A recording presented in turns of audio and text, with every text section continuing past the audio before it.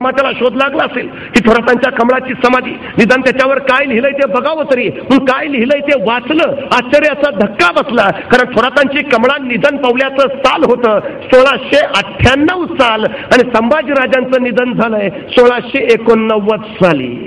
म्हणजे संभाजीराजांच्या मृत्यूनंतर 9 वर्षांनी थोरातांची कमळा मेली. मग तिच्यावर नंतर 9 वर्षांनी जबरदस्ती करायला संभाजींचं भूत गेलं होतं का? अजूनही प्रश्न नाही पडला आम्हाला. 350 वर्ष झाली उघड्या डोळ्याने आमच्या राजाची बदनामी बघत बसतो आम्ही, उघड्या डोळ्याने. अरे शिवछत्रपतींचा पुत्र आहे, कल्याणच्या सुभेदाराची सुनाईच्या मानानं माघारी पाठवली, त्या राजाचा पुत्र आहे. अरे तत्कालीन काळात काही स्त्रियांचा राणीवास असणं गैर नव्हतं, नाटकशाळा ठेवणं समाजसंमत होतं. किती आहेत संभाजीराजांच्या चरित्रात 2 नाव आढळतात, दुर्गाबाई त्याही काही देत राहिला फक्त येसूबाई. स्त्री सखी राज्ञी जयती महाराणी येसूबाई यांच्याशिवाय संभाजींच्या चरित्रात नाव आढळत नाही कुणाचं. का? स्वतः संभाजीराजांनी राजारामाची 3 लग्न केली, संभाजीराजांनी 6 तरी करावी. अरे तो अकबर औरंगजेबाचा मुलगा महाराष्ट्रात आलाय संभाजींची मदत मागायला आणि त्याला मैत्रीचं प्रतीक म्हणून संभाजीराजाने एक मोत्याचा कंठा भेट म्हणून दिला. आणि या नादान अकबरानं तो मोत्याचा कंठा एका नर्तकीला भेट म्हणून दिला. संभाजीराजांनी ही वार्ता कळाली आणि धाडदिशी कळाले संभाजीराजे, त्याला मैत्रीची कदर नाही, त्याच्याशी कसलाही पदरा मला जोडायचा नाही, फार सवलती बंद करा. का? तर मी दिलेला मैत्रीचा कंठा त्या अकबरानं नर्तकीला दिला. एवढी साधी गोष्ट ज्या सर्जा संभाजीराजाला सहन होत नाही, तो चारित्र्याच्या बाबतीत कसा असेल? बाजार गप्पा आहेत, सगळ्या बाजार गप्पा. एका दिवसात किल्ला घेतो म्हणलेला फतेह खान, तो शहाबुद्दीन खान रात्री खलबत खाण्यात जखमा शेकत बसला होता. क्या किया जाए अब? त्याचा सरदार होता मोठा, त्याने युक्ती काढली. हुजूर ऐसा करते हैं, बोलो. नाही, काल आपण चालत चालत गेलो, मग दगड डोक्यावर बसली, मग उद्या चालत चालत नको जायला, मग सरपटत जाऊ. म्हणजे दगड आली तरी वर्ण जातीला आपल्याला लागणार नाही. मोठी नामी कल्पना फतेखानला पटली. ऐसाही करेंगे. दुसऱ्या दिवशी चढाई सुरू झाली. उरला सैन्य निघाला सरपटत सर करत पुढं पेस ओलांडून पुढं पार निम्म्यापर्यंत.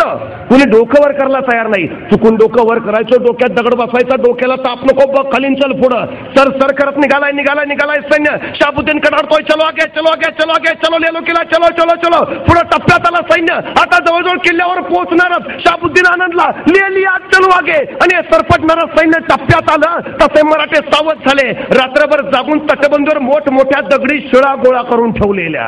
हे सैन्य जवळ आलं तशा दगडी शिळा दिल्या नुसत्या ढकलून. गडगडा करत शिळा सुटल्या खाली. सरपटणाऱ्या प्राण्यांना कायमच सरपटणारा करून मग तळा जाऊन थांबल्या. शहाबुद्दीनला काही कळे ना क्या क्या जाय. मग त्यांनी स्वतःच्या तोफखाना प्रमुखाला बोलावलं. कल तोफे लागल, दागो तोफे किले पर बस. तोफों से कितने पल में आएगा किला हाथ में.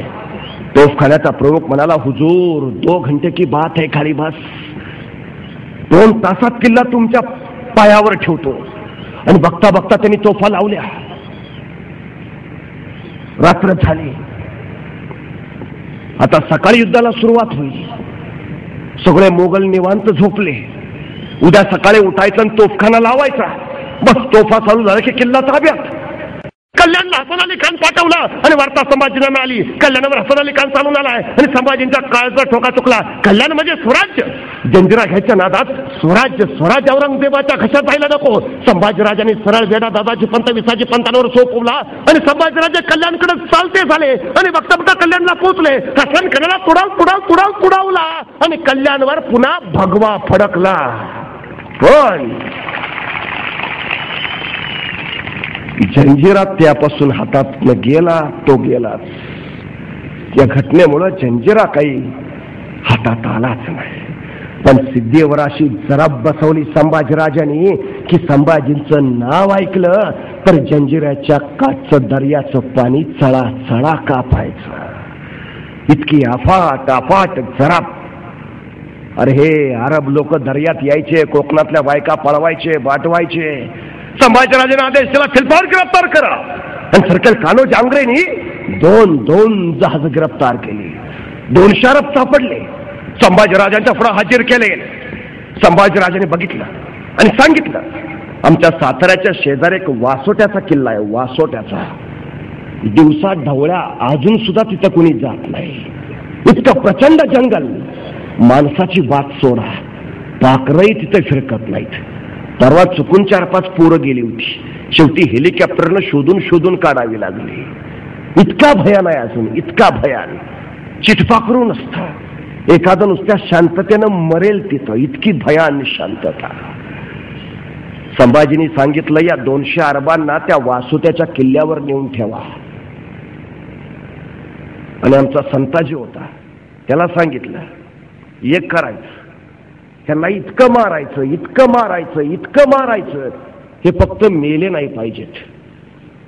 आणि संभाजीची नजर फिरली, पाहतो तो काय. आतापर्यंत ऐकलं होतं नद्या समुद्राला येऊन मिळतात, पण इथं उलटा. मांडवी नदीला, त्या नावडी नदीला मुकर्रब खानाचा सेना सागर भेटायला आला होता. काठावर होता शिवपुत्र संभाजी.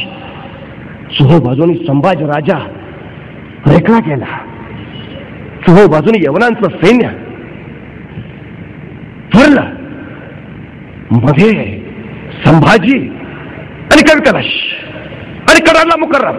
3 किलो तलवार उसकी. पण तलवार घ्यायचं कुणाचं धाडस होईना. कुणीतरी एक पाऊल उचलायचं आणि संभाजींची नुसती नजरवर उठायची. 4 पावलं मागं सरायचा तो. नाही जिगर झाली. अखेर मुकर्रब खानानं चोहो बाजूनी दोरखंड फेकले आणि संभाजी तेरबंद झाले. मराठ्यांचा छत्रपती अडकला. छावा संभाजी राजा तेरबंद झाला. शिवपुत्र संभाजी मोगलांच्या कैदेत असला. फितरांची चाल यशस्वी झाली. मराठ्यांचा मुकुट मोगलांच्या पायात पडला. पण मस्तक ताटच होता.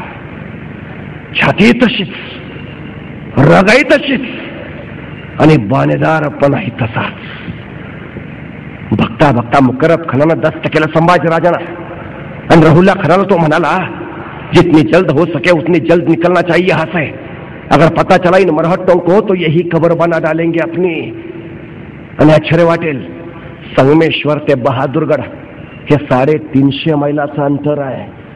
एसटीने जायचं झालं तरी 1.5 दिवस लागतो. मुकर्रब तर मी मुस्लिम होतो. संभाजींचं चरित्र असं तसं बदनाम केलंच आहे, पण त्यांच्या शेवटच्या जीवलान तेजस आत्म बलिदानाच्या वेळी सुद्धा त्यांना असं बदनामीच्या आगात जाळावं, ही केवढी मोठी शोकांतिका आहे. अरे का जाळावं या आगीत त्यांना? अरे घडलंच नाही असं, नाही झालं असं. 2च सवाल विचारले औरंगजेबानं. 2च. अरे लिहिलंय औरंगजेबाने, त्याच्या मृत्यूपत्रात लिहिलंय. पहिली चूक केली शहाजहाननी. त्यांनी शहाजीला जिवंत कर्नाटकात जाऊ दिलं. शहाजीच मारला असता तर शिवाजी उभाच राहिला नसता. दुसरी चूक मी केली, आग्र्याच्या भेटीतनं शिवाजीला जिंदा जाऊ दिलं. शिवाजी मारला असता तर संभाजी खराच राहिला नसता. 2 चुका केल्यात, तिसरी चूक करणार नाही. आणि राहिला सवाल,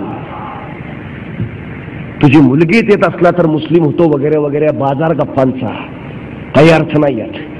कारण औरंगजेबाला एकूण 5 मुली होत्या. पहिली मुलगी झेबुन्निसा, ती शहाजहान बरोबर आग्र्याला कैदेत होती. ती तिथंच मेली, ती महाराष्ट्रात कधी आलीच नाही. मधल्या 3 मुलींची औरंगजेबानं लग्न केलेली आणि 5वी झिनतुन्निसा ती औरंगजेबाबरोबर महाराष्ट्रात आलेली. संभाजीराजे ज्यावेळी पकडले गेले तर संभाजीराजांचं वय होतं 32 वर्ष. 32. आणि या झिनतुन्निसाचं वय होतं 46 वर्ष. ज्यावेळी संभाजीराजे पकडले गेले त्यावेळी संभाजींचं वय 32 वर्ष आणि या झिनतुन्निसाचं वय आहे 46 वर्ष. कुठला टीव्ही 30शीतला पोरगा म्हणेल मी 50शीतल्या बाई बरोबर लग्न करतो?